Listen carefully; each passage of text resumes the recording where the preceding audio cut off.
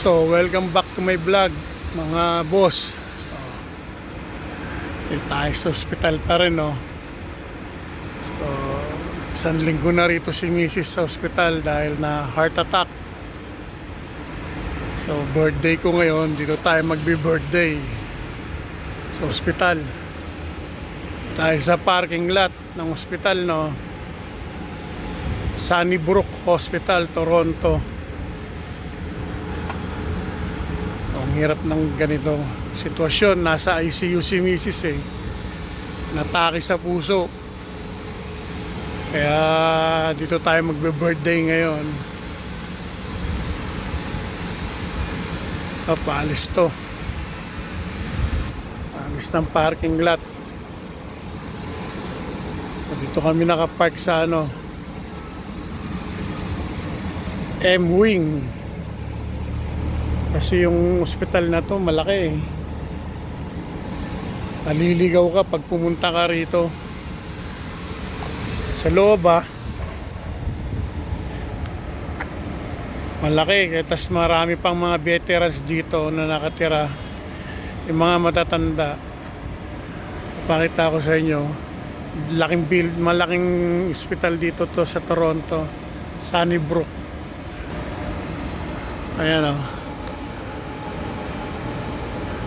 So dito yung mga na heart attack, mga may lahat na. Ayan, lang building to. Ano pa?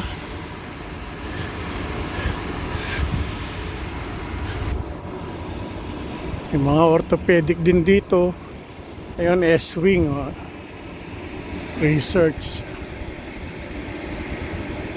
So malaki to, hanggang doon to. Sa pag naglakad ka rito, meron pa rin sa mga diabetic. Sa mga veterans dito nakatira. Yung mga matatanda. Malaking ospital to. Sunnybrook Hospital, Toronto. So nung na heart attack misis ko, sa North York kami, na transfer kami rito kasi dito yung mga espesyalista sa puso andito yung mga the best doctor.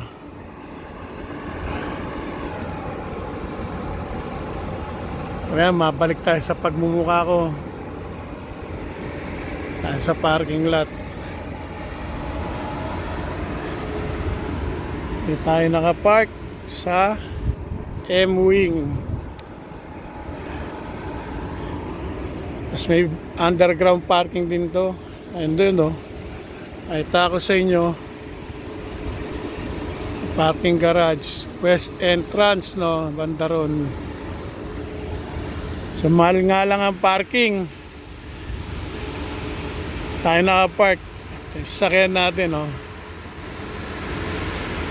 Yan. Ayos na yan. Kaya lang di pa bayad. May sakit dito sa Toronto, Canada, guys. So maraming salamat pala sa mga tumutulong sa amin sa pamilya ko. Kaya taos puso akong nagpapasalamat sa mga tumulong at dumalaw. So mahal ang bayad ng parking dito. Ito, i-scan mo na. Meron din doon ka magbabayad sa loob. Nabantayan ko kasi may expiration may limit nandun doon yung anak ko sa misis ko sa ICU. Ayan po ang para may idea kayo, ayan kung magkano.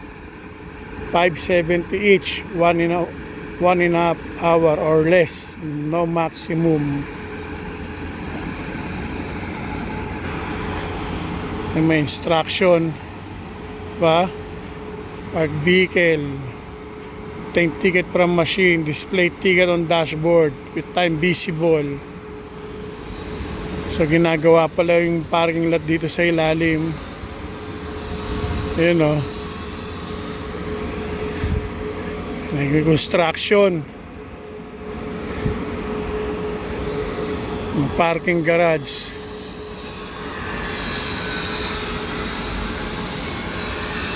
So ngayon, Sabado rito, August 15, no? 2026.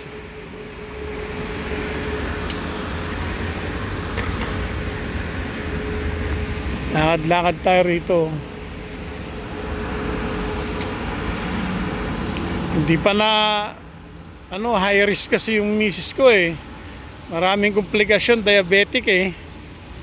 Kaya hindi pa makalabas. So August 3 na ospital siya sa North York. Tapos nalipat kami rito. 5 days kami doon. Tapos nalipat na siya rito.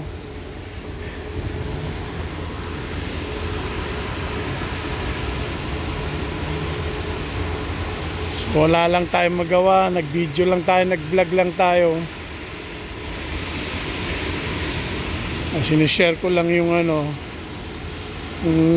hospital dito. Yan, may idea kayo sa mga bagong dating dito sa Toronto. Yung matatagal na, alam nyo na. So matagal na ako rito sa Canada. Tagal na kami rito sa Toronto, 30 years na. Dito na lumaki yung mga anak ko.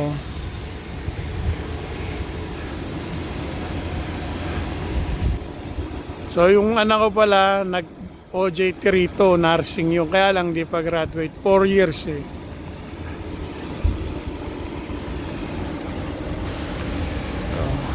Balik tayo sa pagmumukha ko para naman sabihin nyo palaging ibang tao yung nakabidyo. Tayo sa lilim, guys. Summer pa rin, no? August, no? So next month, September, yan, fall na, as winter na naman. Pahinga tayo rito sa lilim. Ang hirap, may sakit talaga.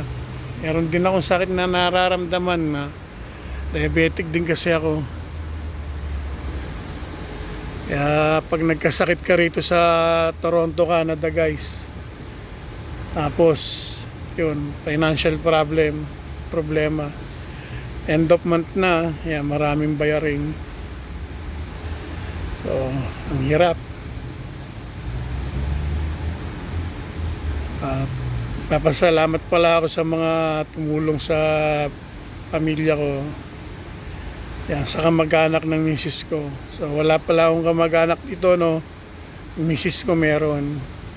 So ganun na rin yun, kamag-anak ko na rin yun.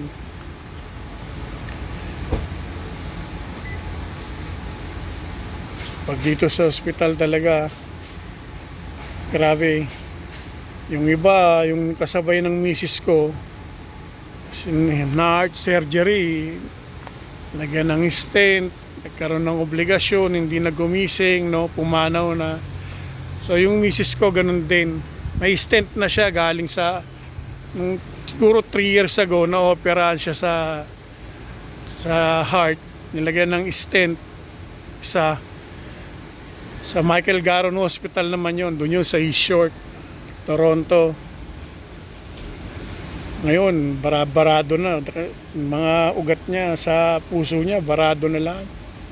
Masarap kasi kumain dito. Mahihilig sa lechon eh. Yung mga Chinese food eh. Pareho rin kami may sakit. Kumakain din kasi, kasama ko kumain eh. Kaya ganun. So, pagpasensyaan nyo na itong vlog ko, medyo lutang pa yung isip ko. No? Dahil nga sa problema, minsan nagbabasa ko kasi sasakyan ko, dinadrive ng anak ko, sasakyan na ng anak ko yan, binigay ko na. Nagbabasa ko, hindi ko na alam paano pa uwi. Hirap talaga pag may problema ka, no, na-stress ka, no, na-stress, sama mo na rin depression. Kasi nga, yan, maraming bayarin, tapos di mo alam gagawin mo. So yan guys, so ito pauwi na. Dito pauwi na, yung misis ko matagal na rito eh. So 1 week kami ro, 1 week dito, 2 weeks na, no. August 3. Mag 2 weeks na. Papakita ko sa inyo guys. So, yun, pauwi na. Nakagawin pa ng ospital. So yun ang inaano ko. Kung kailan kami uuwi kasi pabalik-balik rito. Yun nga, financial nga problema sa pera. Ang hirap. So pero para sa akin, mas gusto kong safe siya rito kasi bumabagsak yung blood sugar niya, tapos baksak yung blood pressure. Dami ng komplikasyon eh. Kung sa bahay hindi na safe sa bahay. Sa apartment pala kami, umuupa lang pala kami.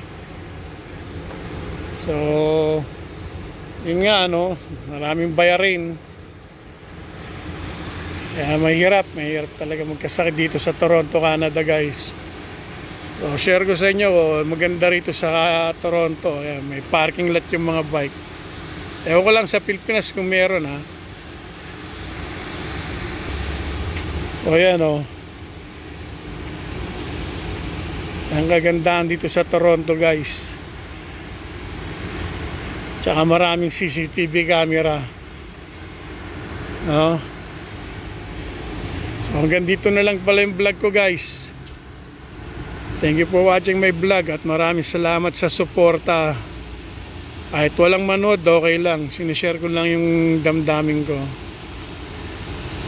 Okay guys. God bless everyone. Sana gumaling na yung misis ko at makalabas ng ospital sa ICU. Thank you for watching my vlog kahit walang nanonood.